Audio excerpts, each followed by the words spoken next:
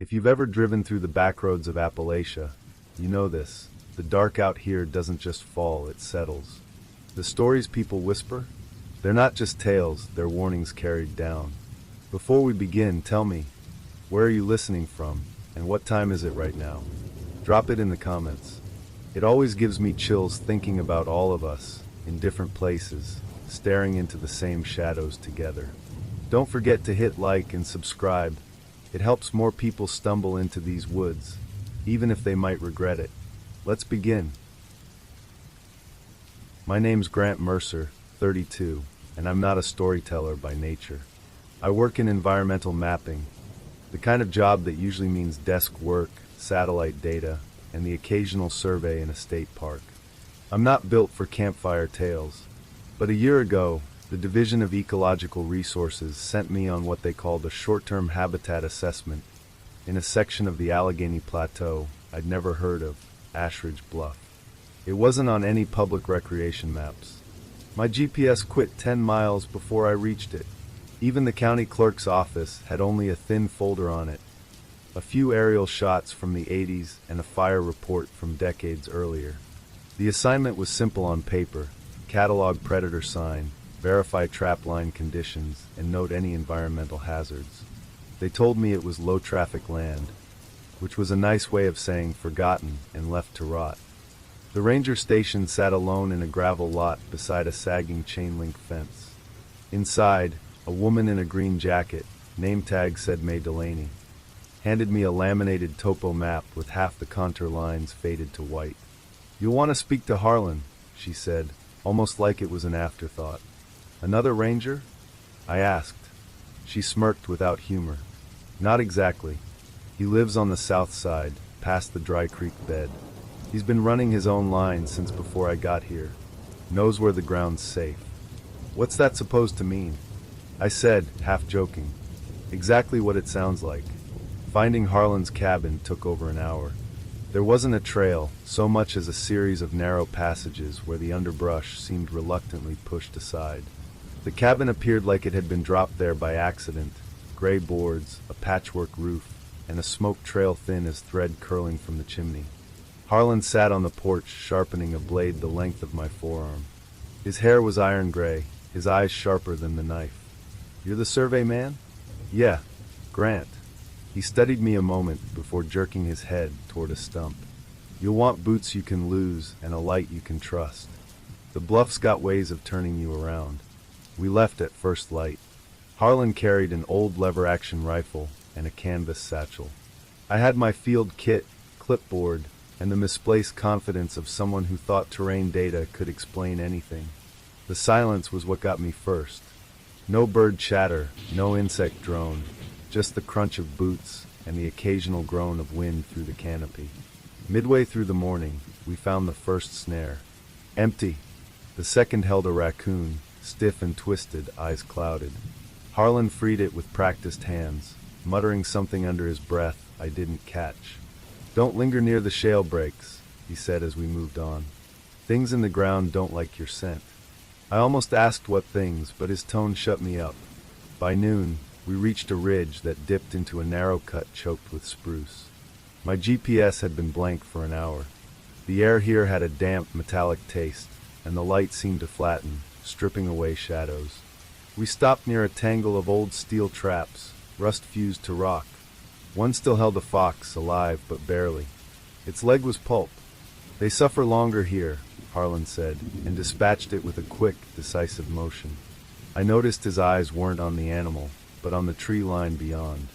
We made camp in a small clearing ringed with black ash trees. Harlan built the fire low and tight, almost ritualistically, never letting his eyes wander far from the dark between the trunks. Around 1 a.m., I woke to the sound of footsteps, not shuffling but measured, pacing. Harlan's bedroll was empty. I grabbed my flashlight, swept it across the clearing, and froze. Someone, or something, stood just inside the tree line. Tall, narrow-shouldered. Its posture was wrong, like it was leaning too far forward without falling. The beam of light caught pale fabric, a coat, and then the shape twitched, bending at an angle no human spine should allow. A hand clamped over my mouth. Harlan's voice low in my ear. Don't speak. It listens. When I dared to look again, the figure was gone. At dawn, Harlan told me we weren't heading back, not yet. We hiked deeper, into country the map didn't bother naming. The trees grew closer together, the ground pocked with old sinkholes. By midday, we stood at the edge of a depression in the earth. In its center was a ring of blackened stones and splintered timber, like the remnants of some long-dead structure. This is where it feeds, Harlan said. He pulled something from his satchel, a hide, stiff and gray, stitched crudely with sinew. The fur twitched in the breeze, though the air was still. What is that? I asked. A binding, old as the first mine shafts here. It's what keeps it from walking past the bluff. He doused it with kerosene and struck a match. The moment it caught, a sound rolled through the trees. Not an animal scream, not wind, but a deep, resonant moan that seemed to vibrate in my bones. We didn't speak the rest of the day. The woods felt unsettled, like every branch was leaning to hear us pass. By the time we reached his cabin, the sun was low. He didn't invite me in. I didn't ask. The next morning, I filed my report with May. Predator activity low, traps cleared, no hazards noted. It was a lie. I transferred to a coastal assignment before winter came. It's been almost a year. Last week, I woke in my apartment to find damp soil scattered across my bedroom floor. Not footprints exactly, but impressions long, narrow, as if made by something standing just inside the door. And faintly from the hall, I thought I heard it, the slow, deliberate pacing of something that knows exactly where I sleep. My name's Eli Cartwright, 41, and if you'd told me 10 years ago I'd be living out of a rotting cabin in the backwoods of southern West Virginia, I would have laughed you out of the bar. But in the summer of 2018, everything went to hell in quick succession. My contracting business tanked, my girlfriend left, and the bank took my truck. That was when I got the letter. My great-uncle Vernon had died. I hadn't seen him since I was a kid. He was one of those family members you only hear about in sideways comments. Vernon's keeping to himself again, or don't go near his side of the ridge after dark. The letter said he'd left me his home and its obligations. I didn't know what obligations meant, but I didn't have rent money, so I said yes. It took me 5 hours of winding two-lane roads to get to Black Elk Ravine. The place didn't even have a proper driveway, just a muddy cut between oaks. The cabin sat low in a clearing, leaning a little to the left like it was tired of holding itself up. Inside, it smelled of creosote and cedar shavings. There was no plumbing, just a pump well out back and a wood stove in the corner.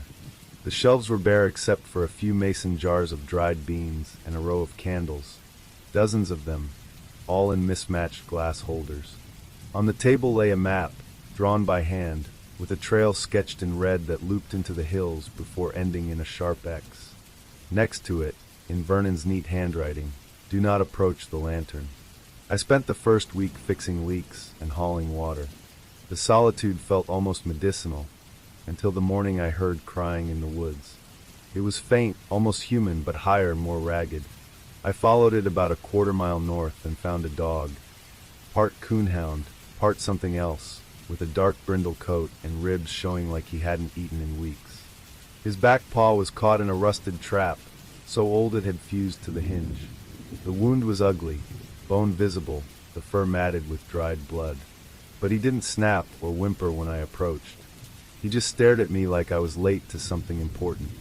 I freed him, carried him back, cleaned the gash with peroxide, and wrapped it with the only gauze I had. By nightfall, he was lying in front of the stove, snoring softly. I called him Ash because of the way his fur shimmered gray when the light hit.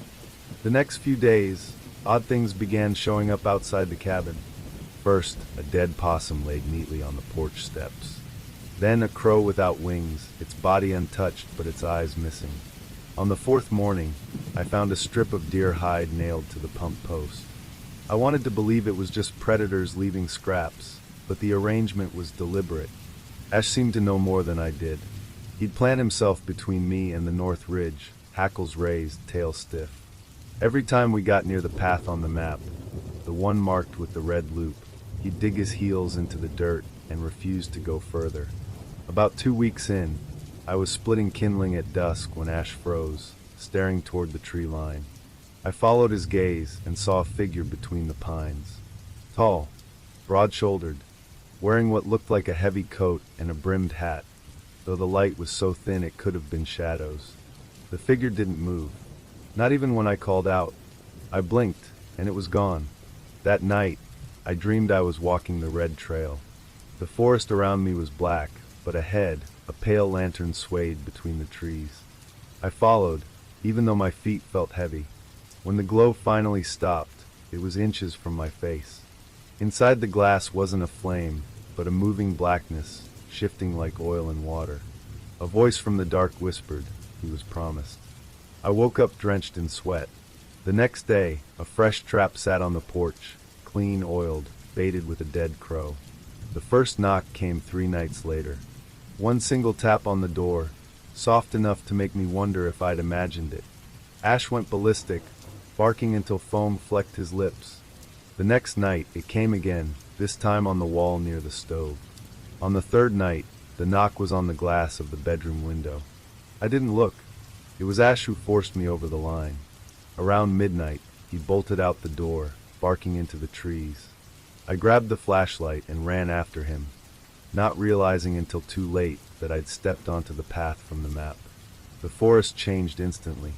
The air was heavier, and every sound had a strange delay, like it was traveling through syrup. My flashlight beam caught scratches on the trees, for parallel grooves, high above my head, sap still weeping. I found Ash near a stand of ironwood, growling at something I couldn't see. Then the lantern light appeared, 20 feet away, swaying just above the ground. A figure stood behind it. The coat wasn't cloth but layered strips of bark, the hat a crown of twisted roots. Where the face should have been was only a long vertical split, opening and closing in slow, deliberate movements. The voice came again, but now it was inside my skull. Return him. I ran, Ash at my heels. The light followed, bobbing behind us without sound. We made it back to the cabin, slammed the door, shoved the table against it. For hours, the knocks came from every side, sometimes gentle, sometimes rattling the hinges. Between them, I heard the hiss of words I couldn't understand except for 2. Not yours. Ash never stopped pacing. On my last night in Black Elk Ravine, I woke to the sound of something heavy walking on the roof. Each step bowed the beams overhead. Then the footsteps stopped. The lantern glow bloomed in the window, so bright I could see the grain of the wood walls. The voice whispered from every corner, he walks better in my world. Ash pressed himself against me, trembling so hard I could feel it in my teeth. The window glass flexed, not broke, but flexed inward, as if the dark behind it was leaning through. I don't remember falling asleep. When I woke, the sun was high and the cabin was quiet. Ash was gone. No paw prints, no fur, no broken latch on the door. Just a lantern sitting on the porch, its glass black with soot. I left that afternoon, abandoning everything except the clothes on my back. Hiked 6 miles until I reached the county road. That was 4 years ago. Last week, I woke at 3 a.m. in my apartment in Charleston. My window was glowing faintly, and somewhere inside the glass, something moved. I wasn't supposed to inherit anything from Uncle Nathan. My family isn't the kind that leaves money or houses, just habits, debts, and the occasional box of tools. But when Nathan died last winter, the county auctioned off most of his stuff except the trap line. Nobody wanted it. I was 24, working part-time fixing fence posts and clearing brush for ranchers outside Harlan County, Kentucky. I'd barely been back in the mountains since high school. But I took the trap line for one reason, not out of sentiment, not even for money. I wanted to understand why Nathan had spent his life out there, in a part of the forest people whispered about but never named outright. He'd never married, never had kids, rarely came to town except for flour and shells. He died alone, face down on the porch in the middle of making coffee. The county deputy gave me his pack, his traps, and a hand-drawn map, so worn the creases were shiny. The lines didn't match any survey grid I'd ever seen. At the far edge, Nathan had written 2 words in block letters, keep back. No one told me what it meant.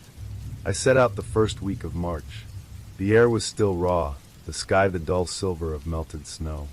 My gear was light: bedroll, jerky, a canteen, a folding saw, a .22 lever action that wasn't much more than comfort. I brought Hobbs, my old beagle mix. Not a hunting dog, but he'd been Nathan's favorite when I visited as a kid, always curling under his chair while we played cards. I figured if anything was off out there, Hobbs would smell it before I did.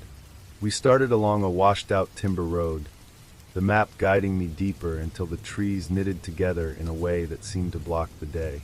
Blackthorn Gap had always been a name in old men's stories, a place that never looked the same twice, where paths closed behind you and sounds took too long to arrive. The first 2 traps were empty, springs still set. The third held a squirrel so long dead it had mummified, for tight against bone. Nathan must have missed it weeks before he died.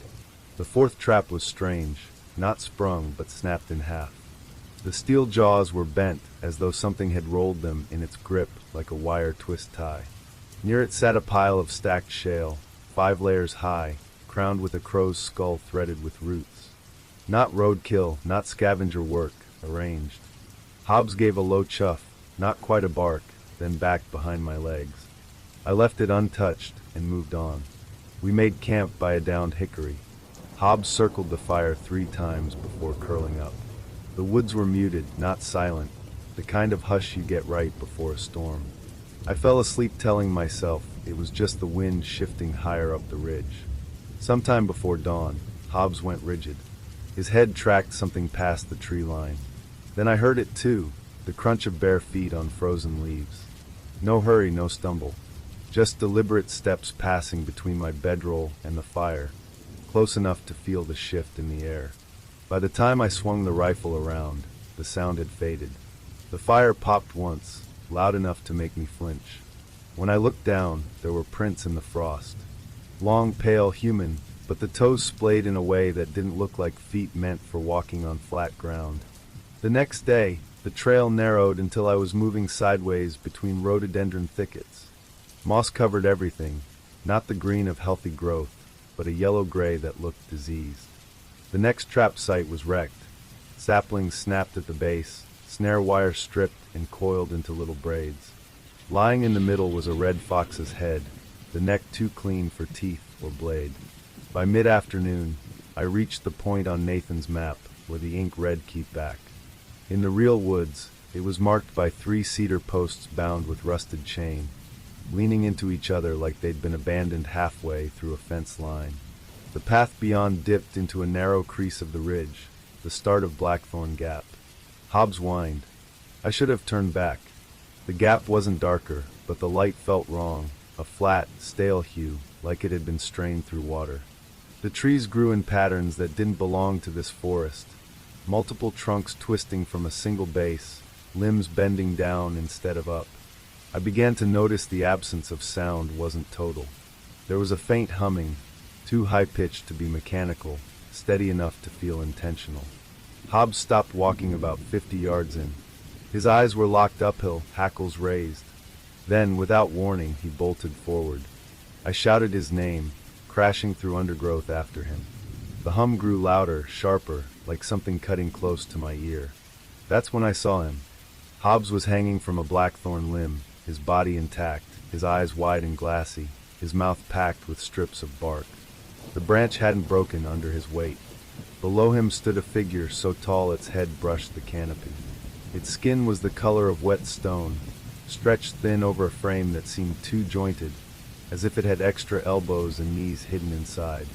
It had no eyes, only smooth hollows, but its mouth. God! Its mouth stretched long and low, like the opening of a sack, and inside there was only that black humming. It lifted one arm and reached toward me, not to grab, but to gesture. Its hand uncurled, fingers jointed wrong, palm facing down, pointing to the ground just behind my boots. I stepped back without looking, and when I glanced again, it was gone. I don't remember deciding to run, only that the forest seemed to shift with me. Trees closing in, roots snagging my feet, the slope always tilting against my escape. The humming followed, sometimes ahead of me, sometimes to the side. I tripped twice, once hard enough to taste blood in my mouth. By the time the light shifted to evening, I'd lost the trail entirely. I kept moving until I saw an old game blind. It leaned on rotted stilts, one corner collapsed, but it was shelter.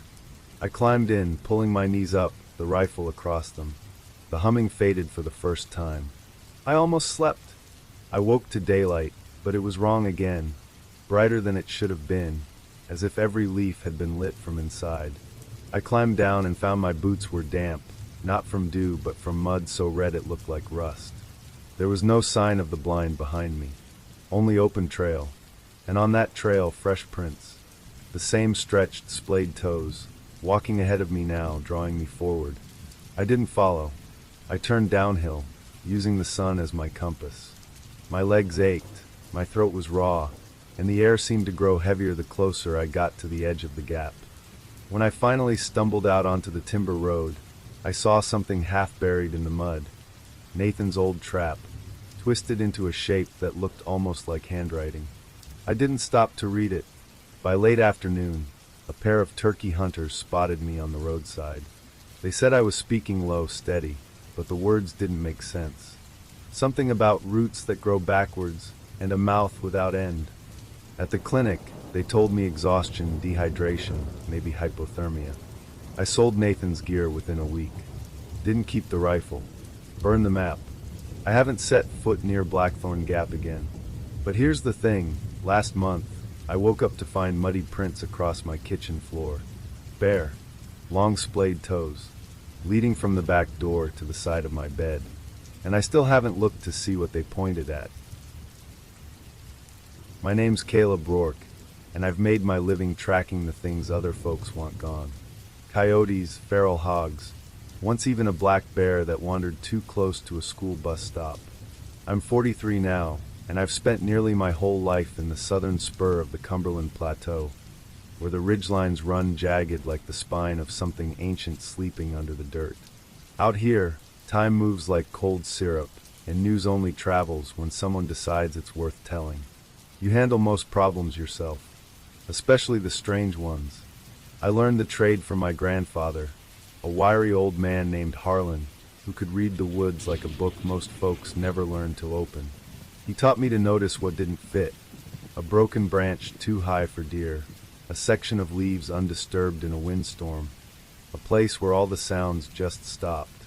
His saying stuck with me: the forest talks plenty, but it's the silences that'll tell you what's coming.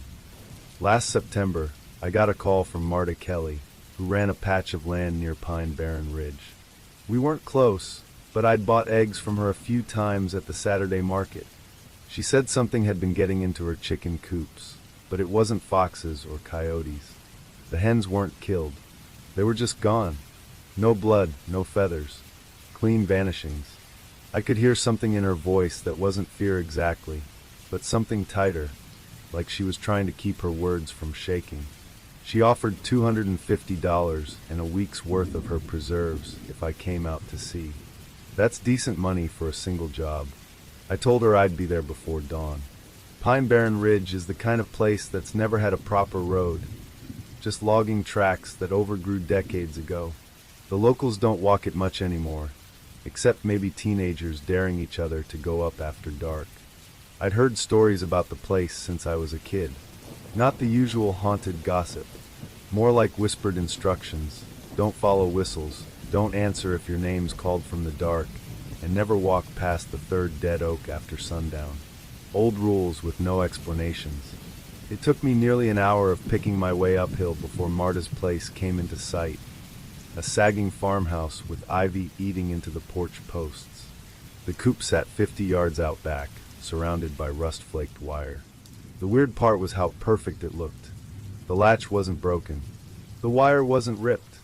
Instead, I saw a slit so precise it could have been done with a scalpel. Inside, no hens, no droppings, no scattered bedding. Just emptiness. That's when I noticed the ground behind the coop. Something had pressed a trail into the earth, wide enough for a grown man to walk without brushing grass, but too even, too deliberate. And the footprints. God. They were human-shaped, but stretched too long. the toes splayed like they were reaching for something in the dirt. I followed the trail into the tree line. The woods closed around me fast, oak, hickory, and pine so tight their branches knitted overhead. I'd hunted plenty of thick woods, but this felt designed to keep things in. The prints never wavered, like whatever I was tracking had no need to skirt rocks or roots. Every so often, I'd see signs that made no sense. Claw marks 6 feet up a trunk, patches of bark stripped clean, and a smell like burnt leaves mixed with pond rot. Half an hour in, I came to a place I recognized only from stories, Stillwater Cut. It's a narrow ravine where, for reasons no one's explained, sound dies. No echoes, no birdsong. You could scream your lungs raw, and it'd feel like the air just swallowed the noise. My boots slid a little on the slope down. At the bottom, I found one of my own traps. Except it wasn't mine. Not exactly. It was the same brand and make I use, but warped like taffy, the steel bent in a spiral. No tool marks. Just crushed like a hand had done it. That's when I heard it, breathing. Not fast. Not panicked. Just slow, deliberate draws of air, each one thick with a wet crackle. It wasn't above me. It wasn't behind me. It felt like it was inside the space itself. I turned, and it was there, tall enough that it had to hunch to fit between the trees, arms hanging past its knees. Skin the color of storm clouds stretched so tight you could see every joint in its ribs. No eyes, just smooth indentations where they should have been. Its mouth was too wide, the lips pulled back into a grin that split all the way to the jaw hinge. From it dripped something black and fibrous, like rotted moss. It didn't rush me, didn't growl. It just raised an arm and pointed. Not at me, past me. Against my better judgment, I turned to look. Nothing was there. When I turned back, the space where it had stood was empty, but the breathing was still in my ears. I got out of that ravine without turning my back. Reached Marta's place by dusk. She wasn't home. No note. I barricaded the door with her kitchen table and sat there all night, rifle across my lap, listening. Once, just once, I heard something drag across the porch boards. Not footsteps, more like a hand with too many fingers moving slow. By dawn, the air outside felt wrong, heavy like a storm that didn't come. I left without collecting my traps. Didn't even close the door. 2 weeks later, I ran into Dean Lawson from County Search and Rescue. He said they'd been called out near Pine Barren Ridge after a hiker failed to come home. They found the man's backpack upright in Stillwater Cut, but no man. Dean said the oddest part was a section of deer hide nailed 20 feet up a pine. Peeled clean. No bite marks. No knife work. That night, I dug through some of my grandfather's old notebooks. He'd kept clippings and scribbled warnings about places he refused to trap. One entry stopped me cold. Pine Barren Ridge, home to the long mouth. Comes for livestock first, then for the keeper. Leaves no sound, no mess, just absence. Never look where it points. The thing you don't see is already behind you. I sat there until the lamp burned low, thinking about the thing's finger, the way it didn't touch me, just gestured, and about the space behind me in that silent ravine. I still work the woods, still set lines, but I don't go near Pine Barren Ridge. And sometimes, when I find a trap bent in places I haven't been, I don't stick around, because I know something's still walking that ridge, leaving those too long tracks. And I'm not going to be the one it points at next. I wasn't the first to take a winter placement for the state's Wildlife Survey program, but I might be the only one who left before the season ended and never set foot in those mountains again. My name's Clara Boone, 32 years old at the time, fresh out of a long, messy divorce and desperate for something, anything, to pull me away from the courthouse steps and the apartment I couldn't seem to make feel like mine. My background wasn't glamorous. I wasn't a biologist or some hardened mountaineer. I worked as an avian tagging assistant at a bird sanctuary outside Charleston, South Carolina. But I knew my way around the woods, and more importantly, I had a reputation for being the kind of person who could be dropped in the middle of nowhere and still send in clean, timely data. So when the West Virginia Division of Natural Resources called asking if I'd be willing to man a remote winter station in the Spruce Lick Range to monitor migratory raptors, I didn't hesitate. 3 months. Solitary placement. 1 cabin, 1 snowmobile, no visitors. Paid more than my sanctuary job did in half a year. They said it was quiet work. I thought quiet was exactly what I needed. The drive took the better part of a day. First on state roads that narrowed to gravel, then gravel that thinned into 2 frozen ruts winding uphill into endless spruce. The cabin sat on a bend in an unmarked Forest Service road, 30 miles from the nearest year-round residence. It leaned slightly downhill, its chimney scarred with old lightning strikes. The door stuck unless you lifted hard on the knob while shoving your hip against it. Inside, 2 rooms, a cast-iron stove, a bunk bed bolted to the wall, and a table crooked enough that marbles would roll to one corner without help. The only connection to the outside world was a battered CB radio mounted above the kitchen shelf. The generator outside was old enough to be called antique, without exaggeration. The place smelled faintly of wood smoke, pine resin, and something sour in the corners that no amount of sweeping fixed. Still, I unpacked my gear, set up my weatherproof notebook, and mapped my survey routes on the first night. The idea was simple.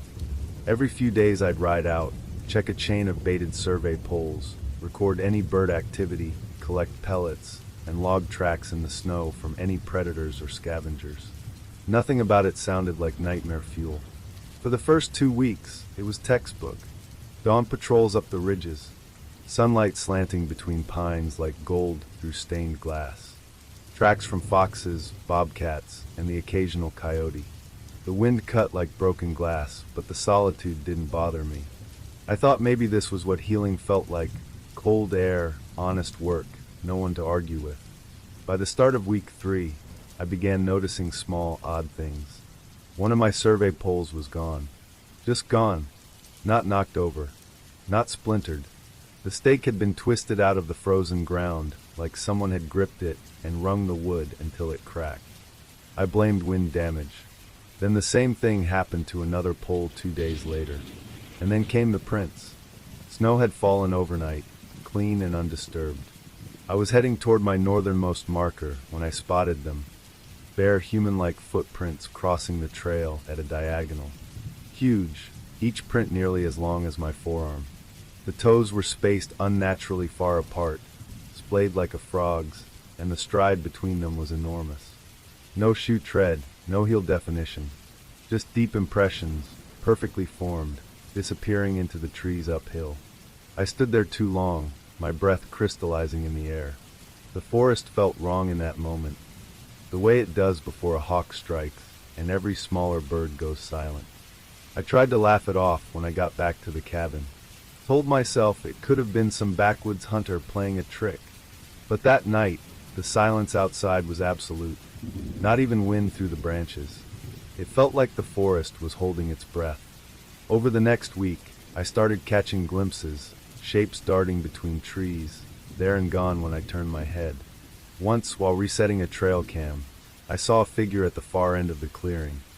Too far to make out details, but tall and leaning slightly forward as if curious. When I blinked, it was gone. The strangest thing? My camera cards came back empty. Not just no images, corrupted files, static where there should have been stills. Every single one. The first time I heard it was after midnight during week 4. A single note, low and drawn out, threading through the trees like wind in a hollow bone. I thought it was wind until it stopped mid-pitch, paused, and repeated in the exact same tone. No rise or fall. No breath in it. After that, it happened almost every night. Sometimes far away. Sometimes so close it felt like it came from just beyond the cabin wall. I didn't tell the DNR office. I didn't want them thinking I'd gone stir-crazy. One morning, I found something hanging from my doorknob. A small figure made from pine twigs bound with something fibrous and dark. It had no face, just 4 crooked limbs bent at unnatural angles. The whole thing was damp, and it left a sour smell on my gloves when I touched it. I burned it in the stove. I wish I hadn't. That night, the whistling came again, faster, more urgent. Between each note, I could hear something moving in slow, heavy circles around the cabin. By week 5, I began finding circles of footprints around the cabin in the mornings. Dozens of them, all bare, all different sizes. Some were small, childlike. Others were so large I could stand in them and still see snow on either side of my boots. They overlapped in loops like a ritual dance. Some dragged, leaving serpentine trails between steps. One morning, I found the snowmobile flipped onto its side. It weighed over 500 pounds. I hadn't heard a sound.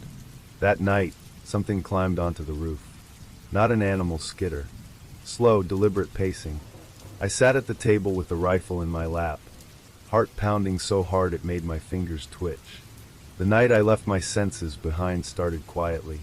I had just poured hot water over instant coffee when the back window rattled. 3 sharp taps. Pause. 3 more. My stomach turned to ice. I pulled the curtain an inch. It was inside. Not a man. Not anything I knew. Skin the color of wet bark, eyes too black to reflect light, mouth stretched unnaturally wide without moving. Its breath fogged the glass from my side, not the other. And it was smiling. I stumbled backward, knocking the mug to the floor. The thing didn't move, just tilted its head slightly, as if testing how much fear could fit into one person at once. When I blinked, it was gone. The cabin felt smaller after that, like the walls were leaning in. The next morning, against every instinct I had, I followed a fresh set of tracks north, deep into a part of the forest my maps didn't show. The air grew warmer the farther I went, though the snow underfoot stayed frozen. The trees opened into a clearing I swear hadn't been there before. In the center squatted a figure, draped in animal pelts stitched together with tendon. It rose as I entered, towering over me. 8 feet, maybe more. Its face had no nose, just 2 breathing slits, and its jaw looked hinged too far back, like it could unhinge entirely. It whistled, the same bone-deep note, but this time I felt it vibrate through my ribs. Tears sprang to my eyes unbidden, and a pressure built in my skull like I'd been submerged underwater. It stepped closer, and I realized the pelts were not just hides, they were stitched into its skin. I don't remember running back, but suddenly I was slamming the cabin door shut, shoving the table against it, and shutting every curtain. I didn't log another survey. I barely ate. The whistling never stopped entirely. Some nights it was distant. Some nights it came from the attic crawlspace above my bunk. When the snowplow finally arrived on the 11th morning, I walked straight out carrying nothing but my pack. The driver didn't ask why I was pale as paper and shaking. I think he knew. I filed for reassignment the moment I reached the DNR office in Elkins. I didn't give them details. They didn't press. That was 4 winters ago. I still work in wildlife surveys, but never in the Spruce Lick Range. Last year, a rookie tech in my department was offered the same winter post I'd abandoned. She took it. I didn't warn her, partly because I didn't want her to laugh, and partly because I don't think it matters. Last month, she didn't report in after a storm. When search teams went up, they found the cabin empty, generator running. In the snow outside were hundreds of barefoot tracks, looping, circling, and leading into the trees. And at the very edge of the forest, the rescue team swears they heard a whistle. I was 27 when I took the job that hollowed me out from the inside. Not long out of college, I'd been drifting between seasonal contracts, some wildlife survey work, some trail maintenance, whatever paid enough to keep my truck running and my fridge from echoing when I opened it. I wasn't looking for excitement when the Mountain Field Services Bureau called. I was looking to disappear for a while. They needed someone to collect winter habitat data in a narrow cut of land called Crow's Spine Valley, a stretch of Appalachian forest hemmed in by steep ridges, where snow clings long after the rest of the state thaws. The pay wasn't great, but the promise of 3 months alone, with no one asking me questions I didn't want to answer, sealed the deal. The cabin was a one-room shack that looked like it had been hammered together in a single afternoon 50 years ago. Half sunk into the hillside, it had a warped tin roof, one tiny window, and a cast-iron stove that took an hour to decide whether it would draw smoke up the chimney or belch it back into the room. There was no road in, I had to snowshoe the last half-mile from where the ranger's truck dropped me. No phone service, no power lines, just a shortwave radio bolted to the wall, and a diesel generator in a lean-to out back that coughed itself awake only after several threats and a few kicks. The stillness out there wasn't the pleasant kind you get on a calm morning. It was dense, as if the air had weight. Even before the first night, I noticed the way sound seemed to vanish after a few feet. My boots would crunch in the snow, but the echo wouldn't come back. The work itself was straightforward. I'd follow marked transects up and down the valley, logging signs of wildlife, checking motion-triggered cameras, and collecting hair or scat samples. The first 2 weeks were textbook. Deer trails crisscrossing the ridges, a pair of red foxes hunting along the tree-line, even a black bear, half asleep and sluggish, rooting under the snow. Nothing to justify the locals muttering when I'd told them where I was heading. It was week 3 when I began noticing gaps. Not in the data, in the forest. Places where there should have been sound, but wasn't. A creek I'd passed on my first day was frozen now, not with a thin shell of ice, but with a solid block that looked poured in place. A grove of sycamores where the snow hadn't been touched by so much as a squirrel's track in days. One morning, I headed south toward a cedar thicket where I'd set a small live trap for a hair sample. The trap was gone, not sprung, not dragged aside. Gone. The chain anchor was still buried in the ground, but twisted into a spiral, the steel warped as if someone had wrung it like wet cloth. Next to it, in the snow, was a single bare footprint. Not human. Toes too long, the arch too high, and the big toe offset like it had grown sideways. Whatever made it had stepped down with deliberate force, leaving every ridge and crease in perfect relief. I told myself it was a fluke, a trick of the light, anything but what it looked like. The second time, I wasn't asleep. I was lying on the cot reading by headlamp when I heard it, a slow, deliberate crunch of snow outside, moving in a wide circle around the cabin. It wasn't the uneven, hurried pattern of an animal. It was a measured pace, like someone counting each step. The sound stopped at the far wall. No movement, no retreat, just absence. I stayed still for an hour, rifle across my lap, until the cold in my fingers became too much to ignore. The next morning, there were no tracks. Fresh snow had fallen overnight, but only in a perfect ring about 20 feet from the cabin. Inside that ring, the ground was bare.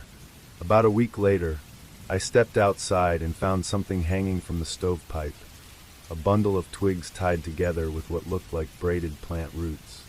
Inside the bundle were small bones, birds maybe. Every one of them had been carved with a shallow spiral. I didn't touch it with my hands. I knocked it down with a stick, tossed it into the stove, and listened to it hiss in the flames. That night, the forest breathed. I don't know how else to explain it.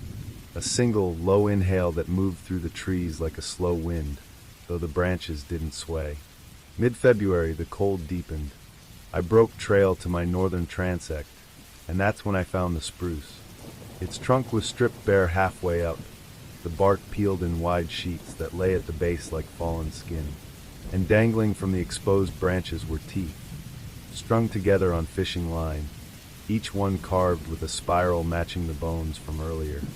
Some belonged to deer, some to small mammals, but a few were unmistakably human, the enamel dulled, the crowns flattened from decades of use. I didn't count them. I didn't want to know. That night, the first whistle came, a low, hollow tone, so pure it felt wrong, like it wasn't made by breath, but by air pulled through something long dead. It started far off, then repeated closer and closer still, until it seemed to come from directly above the cabin. Every time it paused, the silence afterward felt heavier. I sat there, spine locked, waiting for the next note. When it didn't come, I realized my hands were shaking. The day before the storm, I followed a line of those long, bare footprints up a slope I hadn't climbed before. The trees grew tighter, the air warmer. My breath stopped fogging in front of me. Then the forest opened into a clearing, impossible in that terrain, the ground perfectly level and ringed with deadfall. In the center was a figure, crouched low, draped in patchwork hides stitched together with something darker than thread. It rose as I stepped forward, towering over me, too tall for its legs to be proportionate, its head cocked at an unnatural angle. Where a face should have been was only a spiraled carving sunk into flesh, glistening in the thin light. It whistled. I don't remember running, but I remember the snow burning my lungs and the sound following me all the way back. A single, endless note that somehow stayed exactly behind my left ear. The storm rolled in before nightfall, hammering the cabin with snow and wind. I stayed up, certain that if I closed my eyes, I'd hear the door open. Around midnight, the stove went cold. I didn't dare move to feed it. At some point, I must have drifted into a half-sleep, because the next thing I knew, there was breathing inside the room, deep, slow, as if whoever it belonged to had all the time in the world. When the wind eased near dawn, I forced myself to look. I was alone. The snowplow came 3 days later. I left without packing half my gear. When the ranger dropped me in town, he said my eyes looked wrong, like I was still seeing something behind him. I filed for reassignment before the week was out. The bureau didn't ask why. That spring, a surveyor replacing me went missing in Crow's Spine Valley. They found his gear scattered along the slope. No blood, no sign of a struggle, just a perfect ring of snowless ground where the cabin had been, and hanging from the one remaining rafter, a string of teeth carved with spirals. I wasn't supposed to be up there alone. Back in 1902, a man didn't wander into the Alder Fork High Country in February without someone to ride out for help if things went bad. But I wasn't from around here, and I'd never been much for listening when an older man started a sentence with, "Now son, you ought to know." Name's Matthew Brewer, 35 at the time. I'd spent most of my adult life working as a mule driver on freight runs through the Cumberland Gap, hauling anything that could survive the jostle. Sacks of flour, whiskey barrels, even the occasional crate of dynamite. That winter, a railroad job fell through at the last second, and I needed a way to keep my hands busy and my rent paid. An old acquaintance, Caleb Dunn, told me about a cabin he kept on Alder Fork Ridge. Said if I wanted to try my hand at trapping and hide work, I could rent the place for cheap. He swore the ridge was full of beaver and otter runs, and that mink had been thick as crows the year before. I'd trapped in my younger days, nothing serious, but I knew enough to set a line and skin a pelt. I said yes before thinking twice. I should have thought 3 times. The cabin sat alone on a shelf of land halfway up the ridge. 2 miles from the nearest neighbor, it had been built by Caleb's father before the turn of the century. Square-hewn logs, a narrow front porch, and a roof of split shingles that sagged just enough to make the whole place look tired. A spring bubbled a short walk downhill, its mouth crusted with ice. Behind the cabin, the ridge climbed toward a spine of black spruce that rattled in the wind like dry bones. Out front, the land dropped into a deep hollow where Alder Fork Creek twisted among boulders glazed with frost. Inside, there was a wood stove, a single bed, a rough-hewn table, and shelves holding a few battered tin plates. It wasn't comfort, but I'd lived in worse. The first 2 weeks passed without trouble. I checked and reset traps along the creek and in narrow game runs up the slope. Pulled in a few decent pelts, mostly muskrat and fox. Even managed to catch a fine-looking mink, though it had a strange nick taken out of one ear, as if something had bitten it clean. The nights were long, but the fire kept the cold at bay, and the stillness was the kind I thought I'd come for. The sort that lets your thoughts spread out without tripping over themselves. Then around the 3rd week, the air changed. It began with the stillness. Not quiet, stillness. No wind, no creak of the trees, no trickle from the creek. I woke one morning and stepped outside to find that the snow around the cabin hadn't just fallen evenly. It lay smooth and unbroken in a perfect circle, as though something had laid a bowl over the ground and lifted it away. That day, one of my steel traps vanished. The anchor was still there, but the chain had been twisted into a tight corkscrew, the metal warped as though softened before being wrenched. I'd seen traps dragged off by wounded animals. I'd never seen one removed without leaving a single mark in the snow. 2 nights later, I woke to the sound of something shifting in the hollow below the cabin. The moon was high, silvering the snow. I opened the shutters just enough to see a tall shape standing among the alder trunks. It wasn't moving like a man. It leaned slightly forward, its head cocked, as if listening for something only it could hear. Its outline blurred at the edges, as though the night clung to it. I turned away to grab my rifle, but when I looked back, the hollow was empty. No prints marked the snow. I might have forgotten the thing in the hollow, if not for what happened the following morning. Every item I owned, my knife, traps, powder horn map, was laid out in a ring on the cabin floor. Not scattered, not dumped. Placed, each piece exactly the same distance apart, points all facing inward. The fire had gone out completely.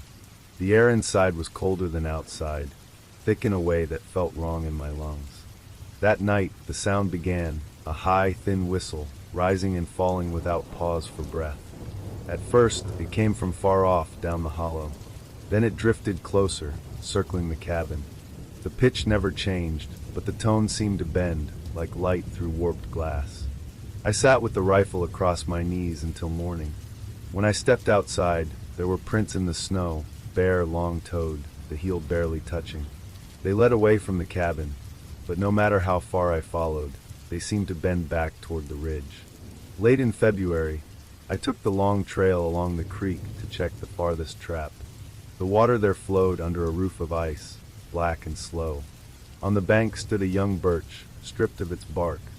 From its branches hung strings of small bones, bird wings, rabbit paws, something that looked unsettlingly like a child's finger bones, all bound with sinew and set swinging gently, though the air was still. Carved into each bone was a symbol, a loop with 3 short lines trailing from one side, like a crude fishhook. I didn't touch them. The wind came back that evening, but it carried no sound of trees. Only the whistle, stretched and thinned until it sounded less like breath and more like a blade drawn slow from a sheath. Near midnight, I woke with my eyes open, but my body locked in place. Something moved in the dark corner by the stove, taller than the ceiling should allow, its head nearly bent to touch the beams. Draped in ragged strips of fur and hide, its limbs too long, it swayed gently, like it was breathing in time with mine. The air in the cabin pressed down on me, heavy enough to make my ears ache. My vision darkened, and in that blackness I saw, not with eyes, but with some deeper part of myself, a hollow hunger, patient and endless, watching me the way a man watches a snare. When the weight lifted, I bolted upright, stumbled to the door, and ran barefoot through the snow toward the ridge trail. I didn't stop until I saw the lamplight from Samuel Pike's cabin 3 miles away. I stayed with Pike until the thaw. When I finally went back for my gear, the cabin was exactly as I'd left it, except for the ring of footprints around it, pressed deep into the ground though weeks of melt had passed. The prints never trailed away, as if whatever made them had sunk straight down. Pike told me an old story his father had passed to him, about the paler, a ridge spirit that keeps the last hunger of winter, wearing hides stitched from whatever it's claimed.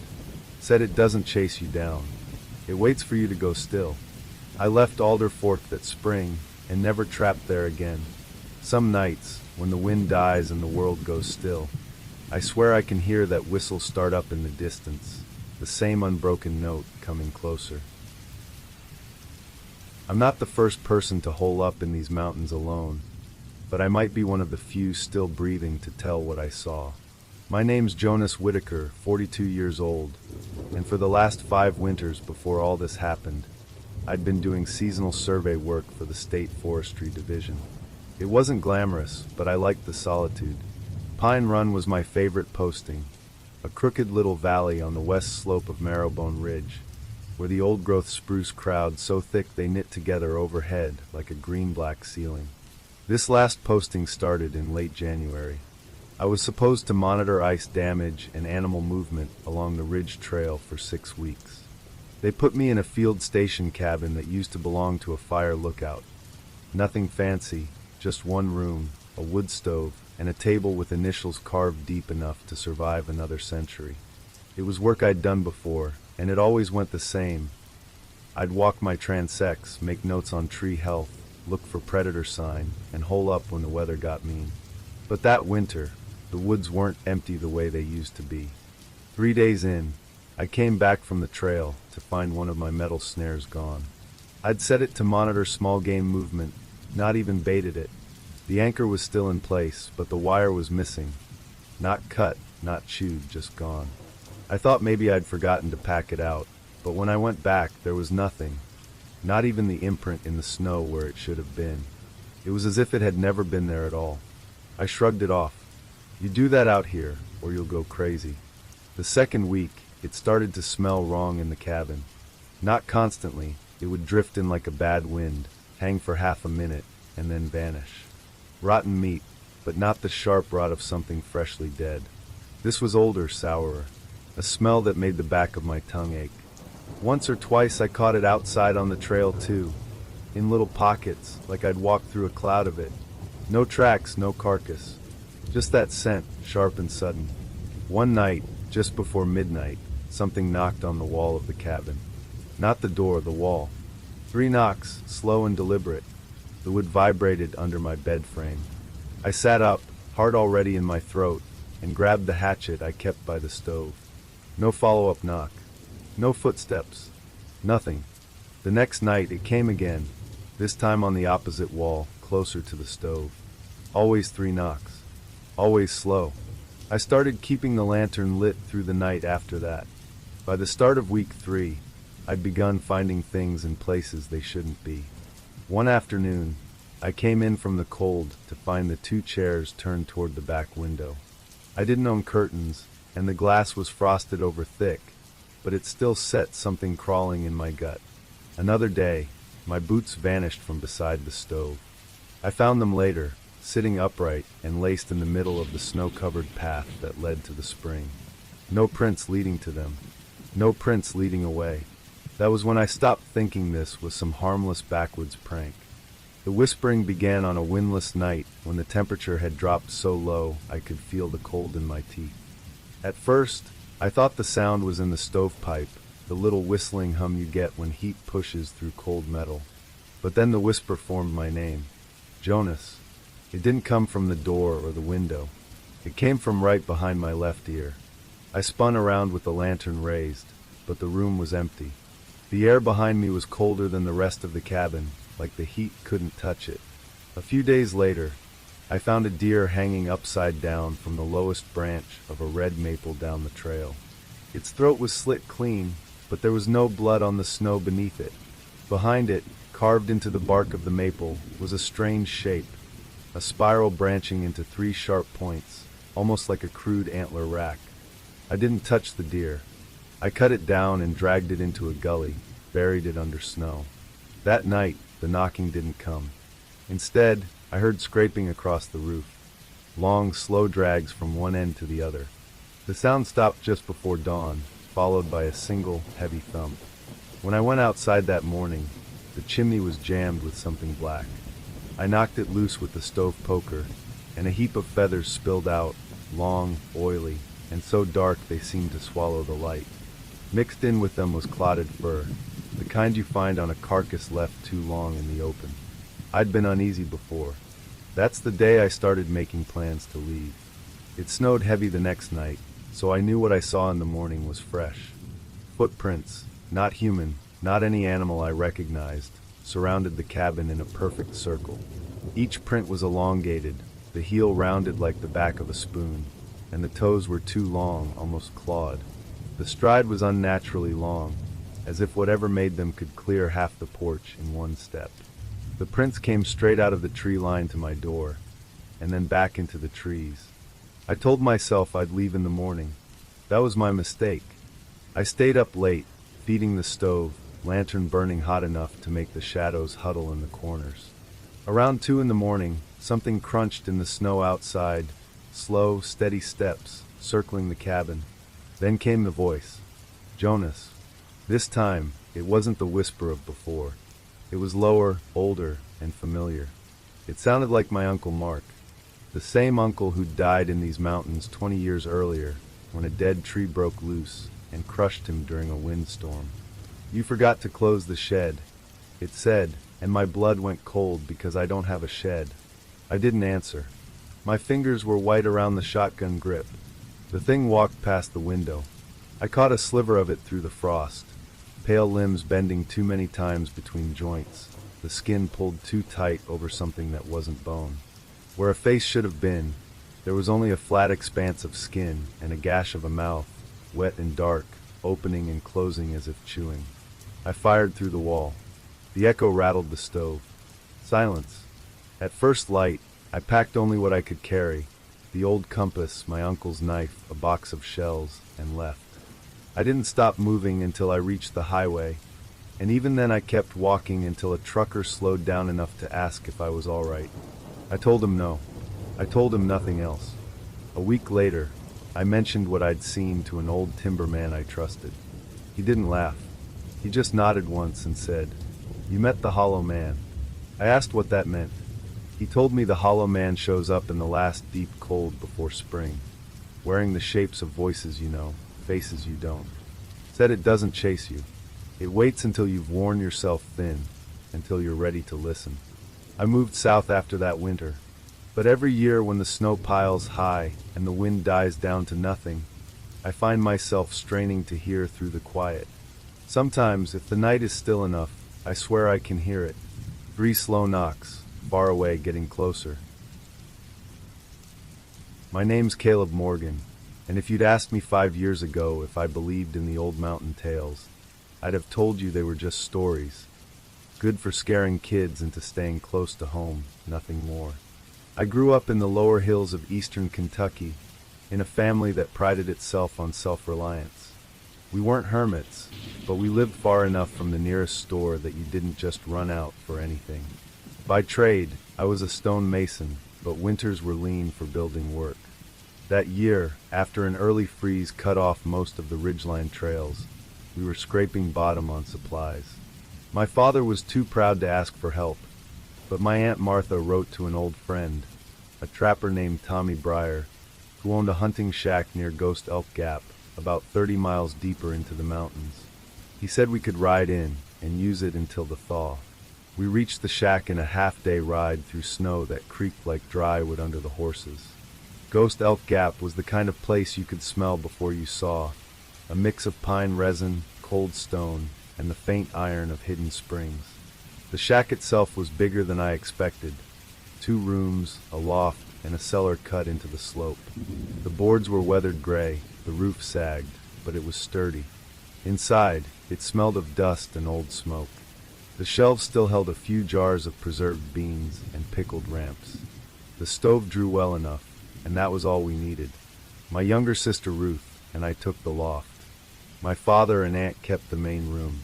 It wasn't luxury, but it beat trying to survive another month in our drafty old house. That first night, I woke to a faint clatter, like something wooden knocking against stone. I leaned over the loft's edge. Downstairs, the cellar door was standing wide open. My father had wedged it shut earlier with a hatchet handle, muttering about how the latch was touchy. Now the opening gaped black, the kind of black you can't explain just by absence of light. It was like looking down into a well. I stared at it until my eyes burned, then pulled the covers over my head and pretended I'd never seen it. In the morning, Dad said nothing, just shoved the hatchet back in place. Days passed without trouble. We split wood, fetched water, cooked what little we had, and made plans to hunt once the snow crusted firm enough. But the air around Ghost Elk Gap had a way of turning too still. No wind, no bird calls, no groan of trees in the frost. It was during one of those silences that my father's traps started coming back wrong. One was snapped clean through the steel. Another had been twisted into a coil, like a child's spring toy. The prints nearby were narrow, almost human, but the proportions were wrong. Toes too long, heel too round. The first real fear came from my sister. Ruth had always been a deep sleeper, but one night I woke to her sitting upright, eyes half shut, whispering in a voice that wasn't quite hers. At first it was gibberish, then I realized it was counting. Not in English, not in anything I recognized. The next morning, her hands were packed with damp, black soil. We hadn't dug anywhere, and her nails were caked with it up to the quick. Aunt Martha started pulling out old remedies she hadn't used since our grandmother died. Cedar smoke in the corners, salt across the thresholds, a pouch of iron nails above the loft ladder. She wouldn't say why, but her hands shook the whole time. That night, all the salt vanished. Not scattered, gone, as if it had been brushed away in one sweep and carried off. The cedar ash hardened into a slick crust overnight, like it had been frozen mid-burn. The fire hadn't gone out. 2 days later, my Uncle Henry trudged in, drawn by what he called a pull he couldn't explain. He was pale and tired-looking, like he hadn't slept in days. He took the lean-to out back, saying the cabin felt crowded. That first night, Henry burst inside just before dawn. His eyes were wide, his breath ragged. He said something had sat on his chest and whispered into his ear. "Not yours yet." He left at first light, without saying goodbye. The night after Henry left, the wind rose. Snow hissed against the windows. Around midnight, something moved outside the cabin, slow, deliberate steps circling the walls. Then a voice spoke my name. Not my father's voice, not Aunt Martha's, but something close enough to make my hair rise. "Caleb, open the door." I stayed in the loft, my heart slamming against my ribs. Downstairs, my father sat by the fire with his rifle aimed at the door. Neither of us spoke. By morning, we found every protective charm Martha had hung cut down cleanly. Even the pouch of nails had been split open, the contents gone. On the back wall of the cabin, someone or something had carved a mark deep into the wood, a set of branching lines like elk antlers curling inward, almost forming a circle. Martha's face went slack when she saw it. She said nothing, but she began gathering her things. On the third day after Henry left, Preacher Klein arrived, soaked to the bone from the hike. He didn't come inside at first, just stood in the snow, staring at the cabin like he was reading something carved into it. Finally, he stepped in and told us, plain as anything, "This place has been claimed." He walked the perimeter, sprinkling oil and muttering prayers. Inside, he drew a ring on the floor with powdered ash and had us all stand within it. The air grew heavy, pressing down like we were underwater. I swear I heard someone breathing just over my shoulder. When it was over, Klein pointed at the old pine chair by the hearth. We'd avoided it without thinking since we'd arrived. "Burn it," he said. We dragged the chair outside. It was heavier than it looked, the legs leaving deep grooves in the snow. Klein doused it in oil, struck a match, and stepped back. The flames leapt green, then black, and the smoke rose in a single straight column, higher than the trees, like it was being pulled upward. When the chair collapsed into ash, the air around us seemed to loosen. That night, for the first time since we'd arrived, the silence felt like peace. We stayed just long enough for the weather to break. The morning we left, I turned back for one last look. The shack stood quiet, the snow smooth around it, but in the shadow of the porch, I could see the faint shape of that antler mark, dark against the boards, not carved anymore, just there, like a stain in the wood. We never went back, but sometimes, when the winter's at its deepest and the nights are longest, I dream of the chair burning, and the smoke rising into something I can't see.